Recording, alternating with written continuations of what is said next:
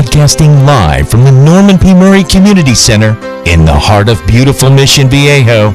It's Breakfast with Gary and Kelly, with special guest, Saxman extraordinaire, Eric Marienthal.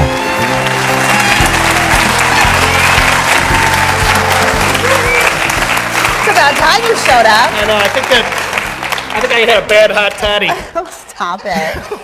Stop it. Welcome to Breakfast with Gary and Kelly, everybody. How's it going? Thanks, most of you are on time. We are so glad that you are here. This is Does it look our... like the holidays? It does, and this is our third year. We are closing out on 3 years. Can you believe that? Yeah. And then next year will be 4 years. How about that? It's amazing how you did that. I know. That was remarkable. Well, we started in January, 3 years ago. So this coming January will be 4 years. You got any more of this? Introduce our guest. Well, we've got a great one to wrap up the third year. I'll tell you. Awesome. This is a guy who's a great supporter of this radio station. He's a great supporter of a lot of needy folks in the community as well. Exactly. Not to mention the fact that he's just a brilliant, brilliant musician. And we're thrilled to have him here today. Please welcome Eric Marienthal.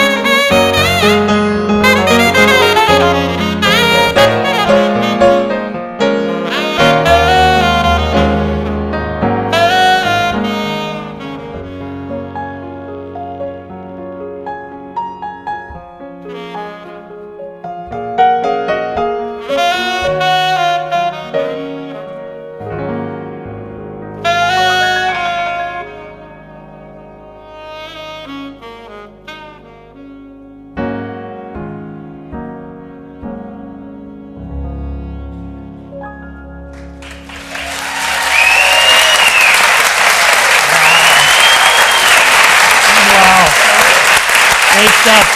Eric Marienthal, thank you, sir. Outstanding. Stick around, you're waiting to chat with Eric Marienthal all this hour on Breakfast with Gary and Kelly. Great stuff, man. Wonderful job. Great job. Welcome back here to Breakfast with Gary and Kelly, everybody, with Eric Marienthal, who wisely doesn't trust anyone on our staff to keep an eye on his saxophone. He wants to hold it, hold it. Exactly. Well, my wallet is bound to turn up soon, so I think you're okay.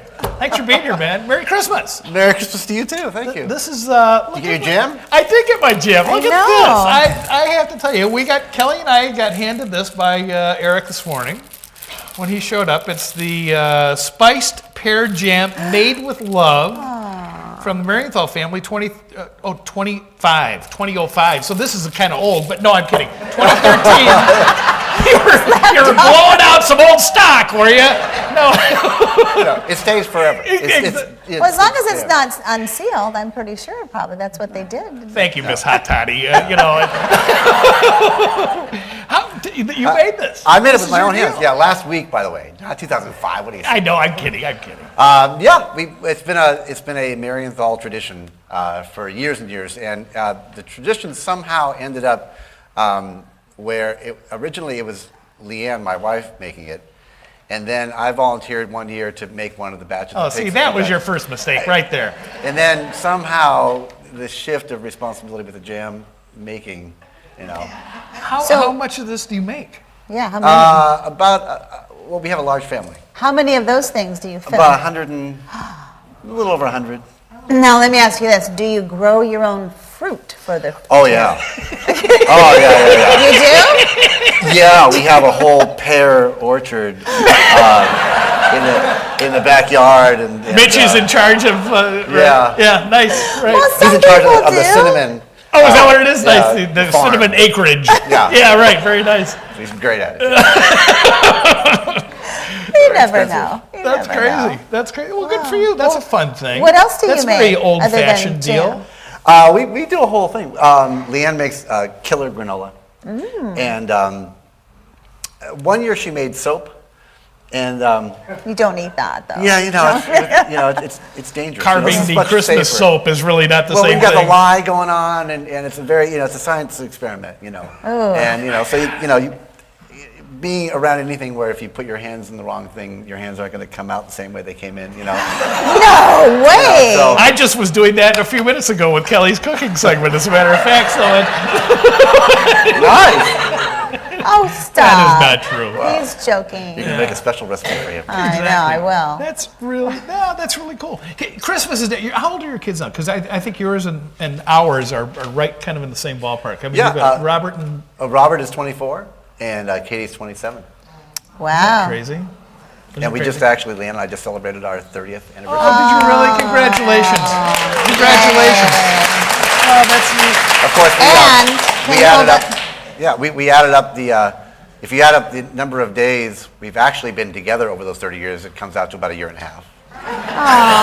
Which is really the key. Yeah. That's the key. And to that's her a on your long, CD, successful, right? Exactly. Yeah, that's her on Hold that that CD. CD up, Yeah. Gary. That is, yeah. This is Sweet Talk. And that I is, just think that's the most My sexiest favorite, photo ever. Favorite photo shoot of all time. Oh, I would Yeah. think. She's got gorgeous hair. Beautiful. yeah, she And does. she also made chocolate chip cookies one time. Oh, she's I Oh, remember yeah, she that was- gone to yeah. the bash. They were really that good. she actually kind of had to stop doing the oatmeal chocolate chip cookies for a while because, every time I would do a gig, she would, make Bring cookies them, for I know, everybody. we were expecting So, them. Yeah, it was like, where's Leanne so, at? What, there's no cookies? Are you kidding? We're not playing until we get the cookies. Forget it. I could see that happening. That's funny. Wow. Let's walk through your career a little bit. You're a Boston Berkeley guy. You're a California guy before that. But how tell me, we've had so many people in that seat that have gone through Boston Berkeley School of Music. What is it about that place that is different and unique and so special? Well, the history of the school, it's pretty remarkable. The number of musicians who've gone through there, and I didn't really know much about it before going, quite frankly, except for the musicians who have been there and just seeing all these different people. But I was living with a friend of mine in high school, actually, I was a junior and he was a senior. I was with his family. And he was going. And we just, that next year, when I was a senior looking at schools, we just kept talking, and he was telling me how great it was, how much fun he was having. And I had never been farther east than Las Vegas prior to that. And so when Boston had the wholesome appeal then too, for sure. Oh, for sure, yeah. And when I first went, I moved to Boston. And all of my worldly possessions were in this little cab, So the cab driver, drops me off on, the corner of Mass Ave and Boylston in Boston. And it's, especially back then, it was kind of funky, Yeah. And, What time of year was Berkeley, it? was, beginning of school, I guess September. Okay. And, I was thinking how cold it was. well, it got cold, yeah. But I mean, just... Because from a California guy going back east, it gets kind of cold. Oh, man. Oh, yeah, the first winter, it didn't get above zero for 6 weeks. Oh, hello. Yeah. There was a digital thermometer at the bank building across the street, and there was always a minus sign. And then one day, finally, it out of the blue, it went up to 38 degrees. Oh, wow. Sweet. And we were outside with our shorts and flip-flops. It's true. No, it's true, isn't it? Yeah. You get used to it, man. Those days, it's so funny. Yeah. It's so funny. But it's great. I mean, Berkeley's just, it's a conservatory. So especially back then, there was just 2 buildings in the middle of the town, of the city. So when they dropped me off, I was just on the curb with my boxes and suitcase and, really? This is college? This doesn't look like the brochure. Wait a second. It's not like the brochure. Yeah, the timeshare. How did you get hooked up first? Your first real connection, though, when you got out of school, was Al Hirt? Yeah, I guess so. Yeah. I came back to Los Angeles and just got a very inexpensive apartment. Not an apartment, a room in a house, actually, kind of a boarding house of sorts. And I got a busboying job. And when I wasn't working, I was practicing, much to the chagrin of the other people in the house. But then I heard about auditions for Al Hirt was auditioning for a big band that he was going to have based in New Orleans, but he was auditioning in Los Angeles. So I went to the auditions, and I got the gig along with a bunch of my friends. So yeah, it was pretty amazing. I was 21 years old, and really, so we moved to New Orleans, and during the week we played at Al Hirt's Club on the corner of St. Louis and Bourbon Streets in the French Quarter. And then almost every weekend we would travel to some other city, Chicago one weekend. Had you been to New Orleans before? No. Oh, heck no. Oh, how fun is that? So there's your first time there playing with Al Hirt. How you had to have Al Hirt on your radar? I mean, you knew who he was and everything. Absolutely. I mean, he was a legend. I mean, there were. Yeah, I mean, it was pretty funny. That was after, I don't know if you remember the story about when he was the Grand Marshal of the Mardi Gras one year. He was on the float and somebody threw a brick and hit him right in the mouth. No, you're kidding. I don't remember that at all. And so that didn't do a whole lot for his trumpet playing, obviously. But he came back and he was, but he had other health issues. So, but he wasn't quite himself. But one night, Doc Severinsen came and sat in with us. And back then, this is the early 80s, so we had this arrangement of Rocky, which back then was really hip, And so he played, and before, Al was playing. He was playing, not incredible like he used to, but, still good. Huh. And so Doc Severinsen sat in, and he played the first chorus, and just sounded incredible. And you could just tell that Al Hirt was thinking to himself, well, I'm not going to let this little, show me up. And he just just brought it. And we were looking at each other like, where the heck has that been, So it was remarkable. Wow. He was the greatest guy. Oh. How funny. How did you pick the saxophone to play? I mean, when was it when you started your musical path? I was 9. 9 years fourth old? grade, and some friends of mine and I, went to the assembly where the music teacher came around and said, whoever wants to play an instrument can go and rent the instrument and join the beginning band. And she laid all the instruments out on the table, and there were violins and trombones. Did you try other ones, or did you just... No, I wanted to play trumpet. Oh. Because that was a man's instrument. Okay.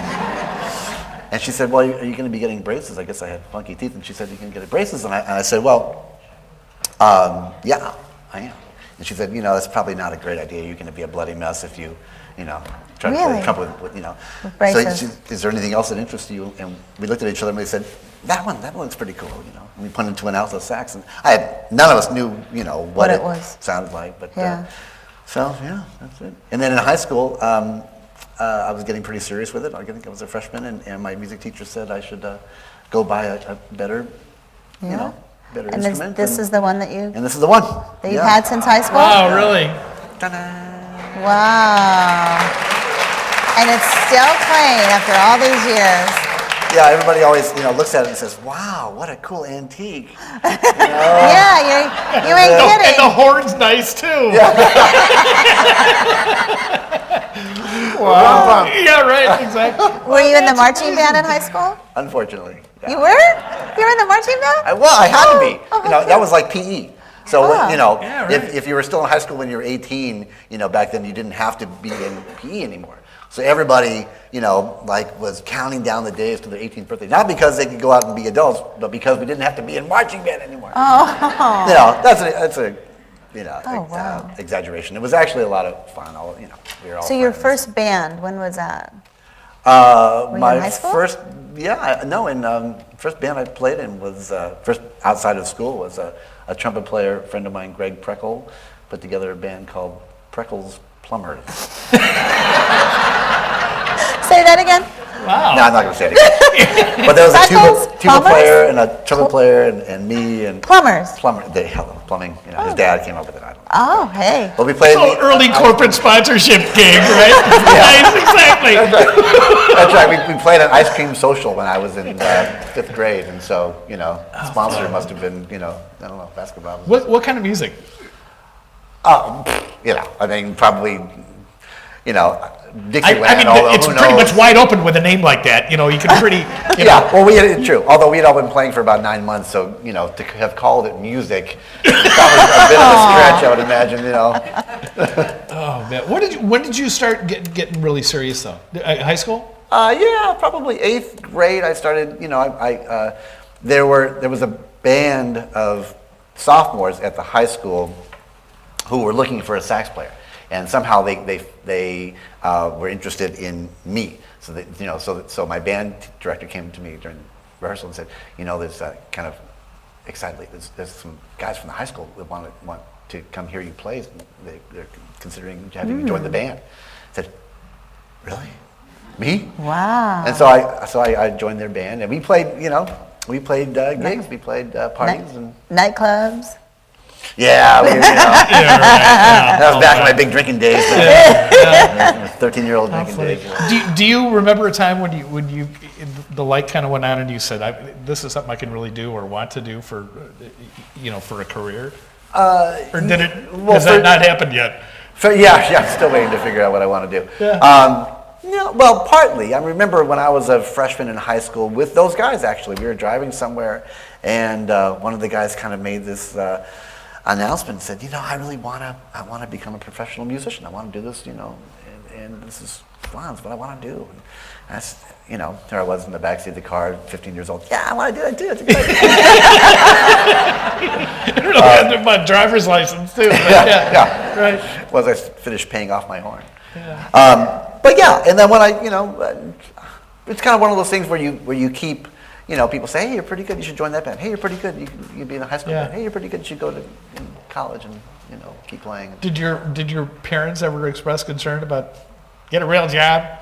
No, I was pretty much on my own by the time any of those discussions came around anyway. But no, it was earlier on. It was certainly do what you enjoy doing. Yeah. That's what we've always tried to tell That's our kids. Were they musical in any way? No, I'm the only musician. Really? I have 2 older brothers, and Really? they're nowhere near it. And, no, just me. Yeah. How interesting. How interesting. What about your kids? Yeah, very much so. My daughter graduated from USC with a musical theater degree. Wow. Of course, now she's almost finished with acupuncture school, so she's Oh, okay. She can do it while she's singing, you know, musically inclined. But so musical theater. So you do have to go to school for that. For theater? For acupuncture. Yeah. I thought really. And Leanne and I have both been over the years the guinea pig. Great. Practice. Great. Is it here? No. Ow. Oh man. Well, And then it's Rob, a good thing she's not a surgeon. Then. and Rob plays guitar. In fact, they both played at High Hopes benefit that we do every year. Oh, nice. How fun. Well, we're going to talk about that a little bit later. Yeah, we sure Definitely. are. We sure are. We played the song from Mark's daughter before. Oh Yeah. She's incredible. Eric Marienthal is our guest here this morning. Obviously, we're going to take a little break and come back and have him put that horn to use. You know what I'm saying? So stick around Exactly. here on Breakfast with Gary and Kelly.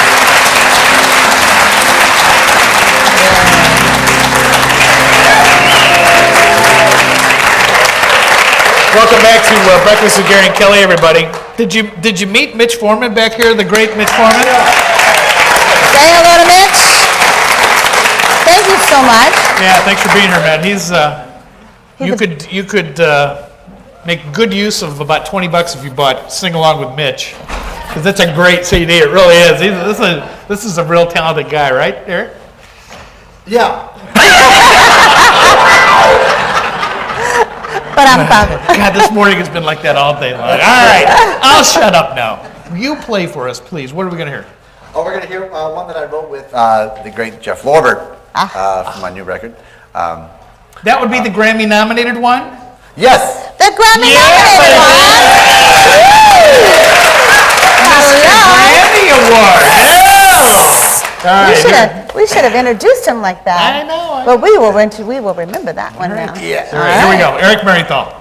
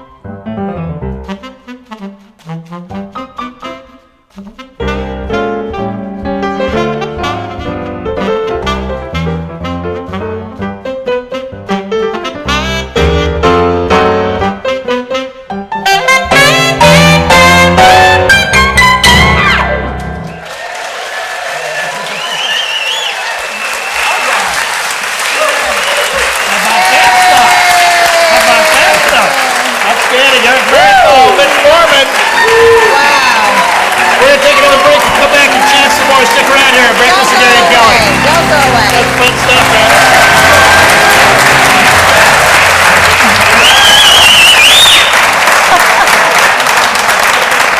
Welcome back to Breakfast with Gary and Kelly, everybody. Whew. Nice. What was that Thank you. song? What was that last one? St. Thomas. Ah, very nice. That's a great song. Yeah, That's that a great is. song. Who wrote that? Sonny Rollins. Ah. Yeah, great Sonny Rollins. That's one of those deals that it's like, what has it been used as the music for? The Muppets or something a bunch of times, hasn't it? One of those deals, something like that? Oh, look, yesterday was Eric's birthday, everybody. Did we know that? Happy birthday to you. Happy birthday to you. Happy birthday, dear Eric Marienthal. Happy birthday to you. Nice. Nice. Make a wish. Thank you, Mitch. There you go. Cake for everybody. Exactly. I mean, yes. Just for you. Nice. Thank you. Very Mitch Foreman nice. jumped in there too. Yeah, baby. Nice.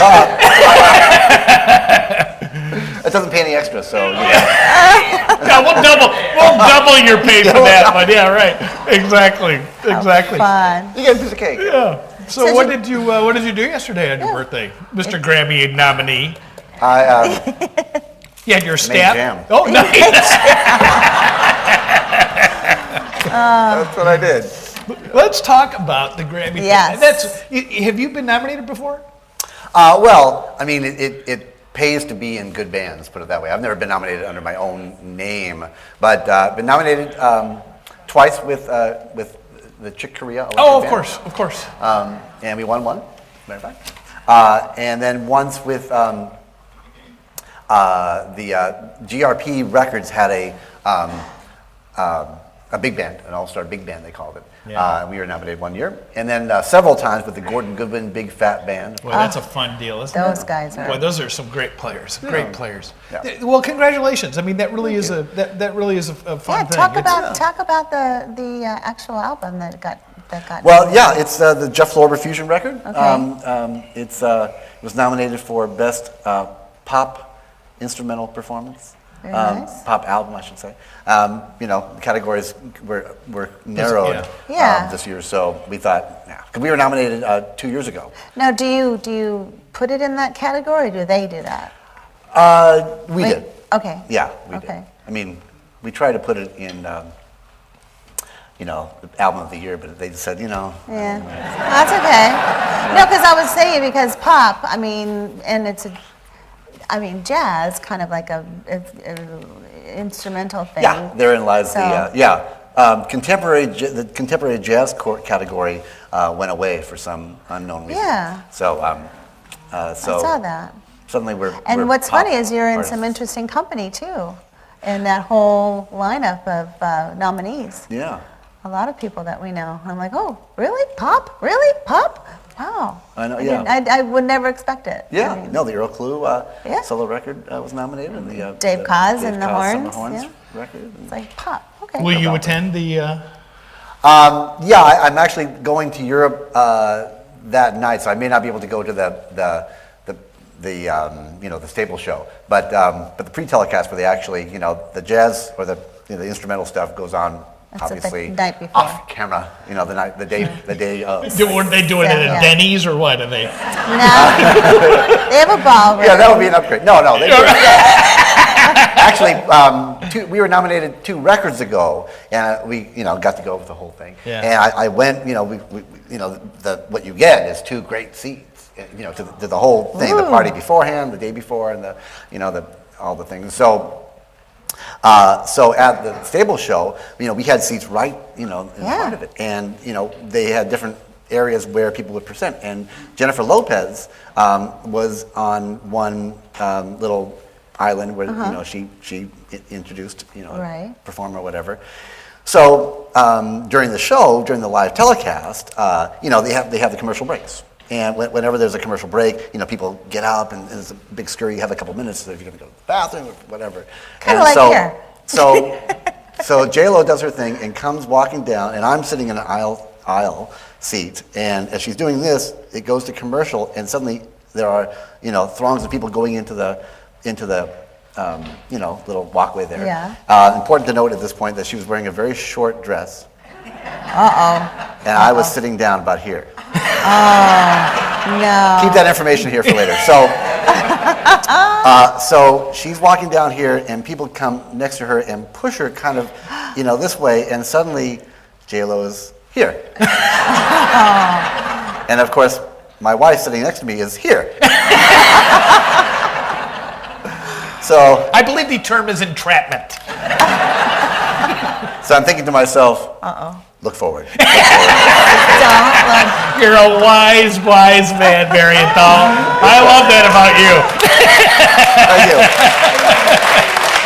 I want to make it to my 31st. Yeah, exactly right. Exactly right. Oh, that's funny. That would be cool. I hope you win. I hope you win. That would be a fun. So a band project thing. There you go. Would you all get a Grammy? Nice. Yeah. It's just three of us: Jimmy Haslip, right. and Jeff and myself. So we would, yeah. Oh, that's awesome. How exciting! Tell the Chick Corea story. It's unbelievable. How the planets line up and stuff, isn't it? When I started playing with Chick. Yeah. How that kind of came about. Yeah, it was 1986, and I was working. I'm going to say this right here in public, aren't I?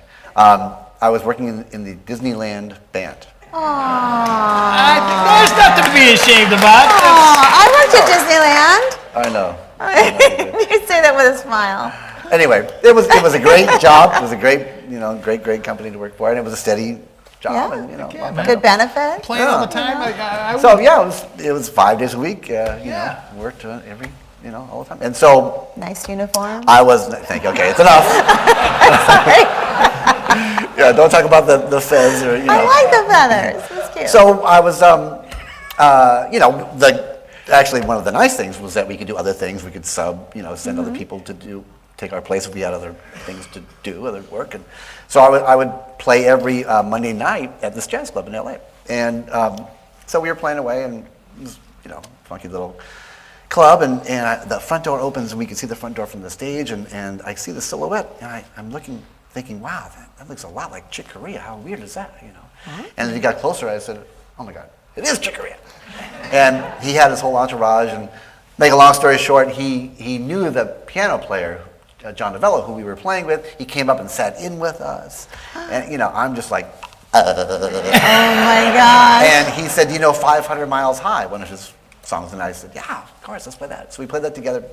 So we talked afterwards, and he was complimentary, and it was all great. We went home, went back to Disneyland the next day. And so there was a break room with a phone. This was before cell phones, And we happened to be on break, and the phone rings, and the bass player goes and answers it. And he, with this dumbfounded look on his face, says, Eric, the phone's for you. And I said, as I'm walking up, I said, who is it? And he says, well, he says it's Chick Corea. Oh. And all the conversation in the rooms, it was as if a vacuum just sucked, it was like... Oh, quiet. And so I went to the phone and I said, hey, Chick. How the hell did you get this number? Oh, really? I told you, I'm working here. Call me back. Yeah, right. No, actually, he called my house. I've never forgiven my wife for saying to Chick Corea when he calls me at home, oh no, Chick, he's not here. He works in the Disneyland band.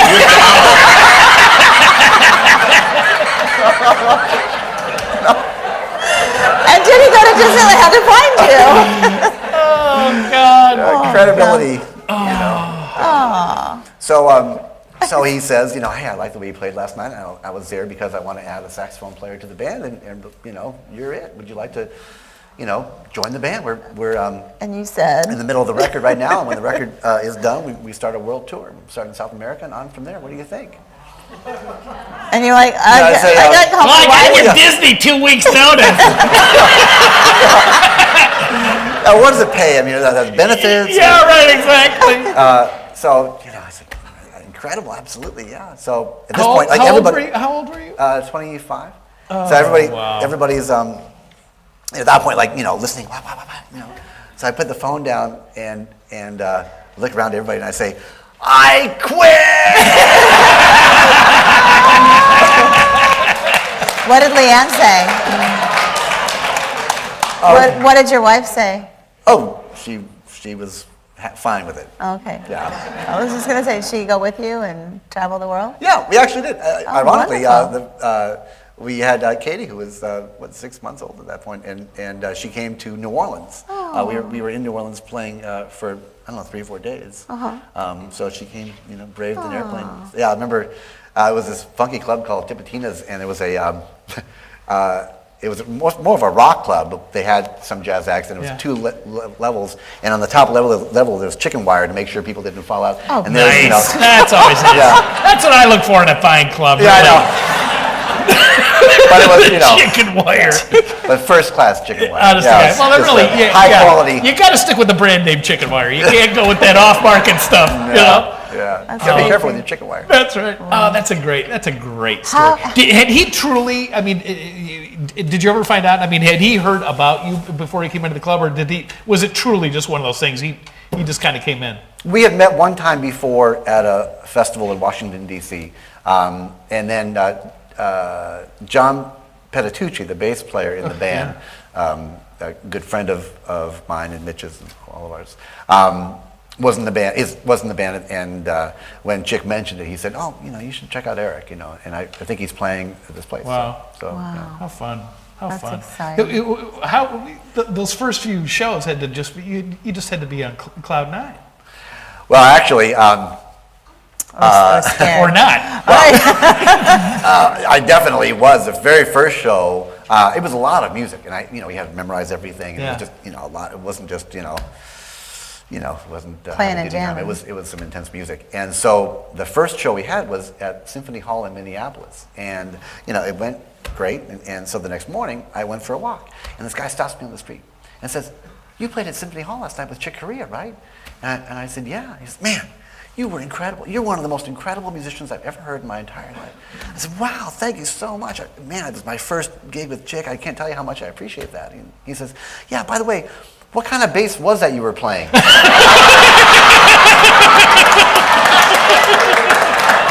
Aww. There you go. And I said, "Actually, I was the sax player." And he goes, "Oh, well, you were good too."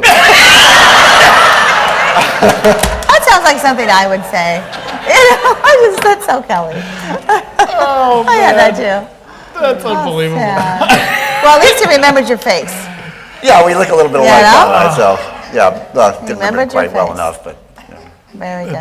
That's so funny. How long were you with him? Let's see, about 20, I don't know, 24, 25 years. We played. 24 years? Well, the band never actually officially stopped. Chick is just so prolific, and so he does so many different things. We played a week at the Blue Note in New York 2 years ago for Chick's 70th birthday. Oh, wow.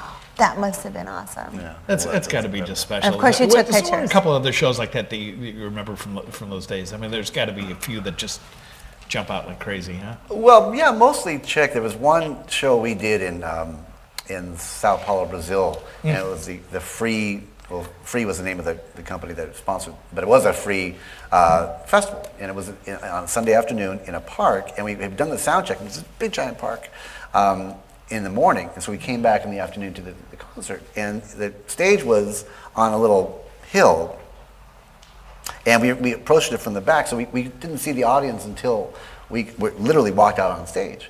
We walk out there, and they said there were between 75 and 85,000 people. And it was just looking out, just Sea of people. Sea of people, and all standing up. So all you see were heads. Oh, in Brazil. In Brazil, yeah. And of course, we get out there, and Frank's guitar player goes, and nothing. Oh, really? No sound. Yeah, like really today? Right? You couldn't do that at the club we did, yesterday. Oh man. It ended up being a quick fix, but That's kind of yeah, scary. I'm sure he lost a year or Frozen. two on that one. Oh my God. Unbelievable. How crazy. Give us a couple minutes about High Hopes. This is a real labor of love for you for a good number of years. Crazy how long? 20 actually. years, isn't it? It's more than 20. More It's, than 20? Well, we've been doing the concerts. Last year was our 15th 15th, yeah. annual concert this summer, July 20th, as a matter of fact. It will be our 16th. It's just been such a true labor of love. Mark Desmond, the director of High Hopes, has been. It's a place of miracles. It's located in Tustin. It's a place where people go who have suffered traumatic brain injuries, and Right. they just do miraculous things for people who have either literally run out of insurance, where they just can't go any farther, or doctors say, There's no hope. we've kind of gone as far as we can go. You're kind of on your own at this That's point, it. basically. And so they, the success stories that they've had are nothing short of miraculous, especially with Exactly. people who have been told that they'll never speak again, never walk again, never.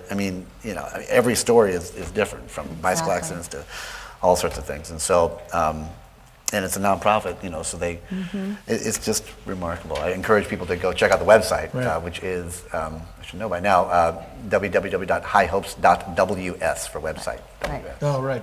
Yeah, good stuff. And they're great shows, and you've pulled in some remarkable folks. And Last summer we had know Johnny the drill. Mathis. Oh, I know.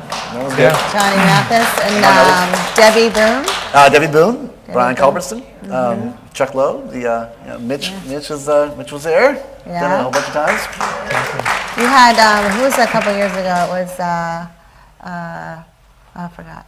Okay. Well, we had quite a few- the second year we the did Shouldn't it. have had that third toddy. Yeah, right. I'm sorry. We had Lou Rawls. Lou Rawls, accidentally. that was it. The late Vesta Williams sang one day, and Yeah. it won that one. And Lou Rawls, I met him that night, and he said to us, he came to hear Vesta. He said, it's great to be here. I'm here to see you, and here to support the cause. I really don't want to sing, so please don't don't call me out. And so, sure enough, the second set, Vesta says, and ladies and gentlemen, we have a celebrity here in the audience, Mr. Lou Rawls, and come on down, Lou, come on, sing a song. Oh, What do you think?" God, no, really? And the crowd goes crazy. And my father-in-law was actually doing the spotlight for us, and he's perusing the audience to find Lou Rawls. Oh, man. And it took about 20 seconds, and I'm thinking, oh, great, he left. And so he's gone, and the crowd's going nuts, and the show is just going to tank now because oh, great. no. And sure enough, he stands up and comes down and does he does a couple of numbers, and Wow. incredible. I mean, How fun. How fun. Amazing. Eric, this is gone by going too fast. They're Yeah, too it fast. really is. We're gonna take a break though and come back and get another song out of you if you don't mind. happy to. Please stick around, please, and breakfast with Gary and Kelly.